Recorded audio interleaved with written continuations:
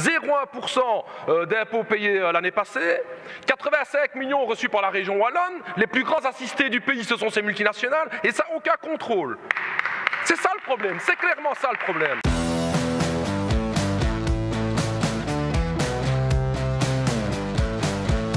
« 935 emplois sacrifiés dans le groupe GSK, 935 travailleurs qui ont bossé des heures et des heures en ne comptant pas leurs heures supplémentaires pour faire avancer la science, pour faire avancer la recherche, pour faire avancer tous ces moyens pour lutter contre la maladie, qui ont tout donné pour cette entreprise, de la flexibilité, et qui aujourd'hui, si ça dépend de GSK, sont foutus à la poubelle comme un vulgaire Kleenex.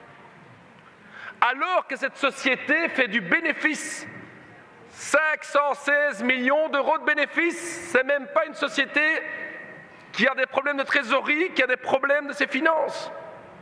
516 millions, chers collègues, mais surtout, combien d'impôts cette société a payé là-dessus? Parce que beaucoup de partis ici ont voté des réductions d'impôts pour ces sociétés, taillées sur mesure, qui ont permis à cette société GSK de payer sur 500 millions d'euros de bénéfices 0,1% d'impôts. 0,1%.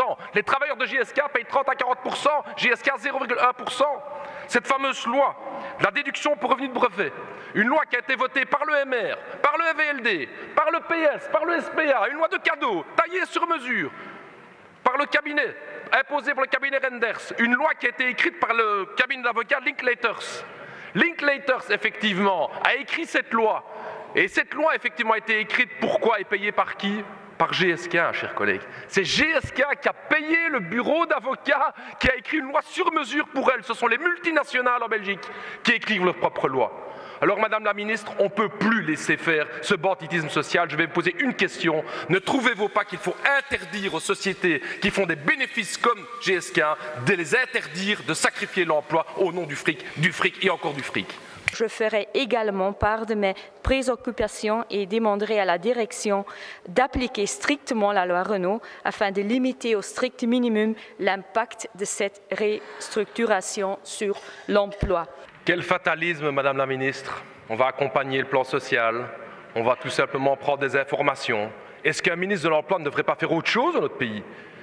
Quel deux poids, deux mesures, quand on voit comment on contrôle les chômeurs. Les chômeurs, pour recevoir leurs petits 1 000 € par mois, on les contrôle, on les fait venir à l'ONEM, il faut tout justifier, mais des multinationales comme ça, 0,1% d'impôts payés l'année passée, 85 millions reçus par la région wallonne, les plus grands assistés du pays, ce sont ces multinationales, et ça, aucun contrôle.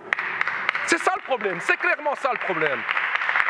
Et donc, Madame la Ministre, vous devez intervenir. C'est une multinationale qui fait la blinde de fric. C'est une multinationale aujourd'hui qui n'a pas besoin de licencier. Comme ministre de l'Emploi, battez-vous pour l'emploi et pas pour les bénéfices des entreprises. Et donc, interdisez à ces multinationales de licencier quand elles font tant de fric. Voilà ce qu'il faut dire.